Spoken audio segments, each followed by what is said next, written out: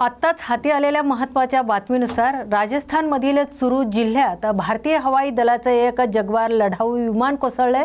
तर राजस्थानमधील चुरू जिल्ह्यातील रतनगड तहसीलमध्ये भारतीय हवाई दलाचे एक जवान जग्वार लढाऊ विमान कोसळले असून त्या विमानाने सुरतगड हवाई तळावरून उड्डाण केल्यानंतर काही वेळातच भानोदा गावाजवळील शेतात विमान कोसळले। या अपघातात दोन्ही वैमानिकांचा मृत्यू झाला आहे, तर विमानाच्या आधी आकाशात मोठा स्फोट झाला। त्यानंतर गावकऱ्यांना शेतात आग आणि धूर दिसला।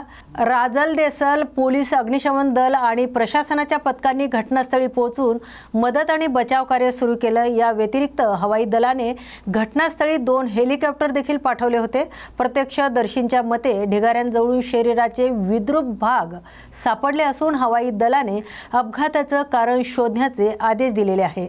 या अपघातानंतर परिसरात भीतीचे वातावरण निर्माण झाले असून येथील गर्दी नियंत्रित करण्यासाठी अतिरिक्त पोलीस दल तैनात करण्यात आले आहेत। या अपघाताने अहमदाबाद विमान अपघाताच्या आठवणी ताज्या केल्यात।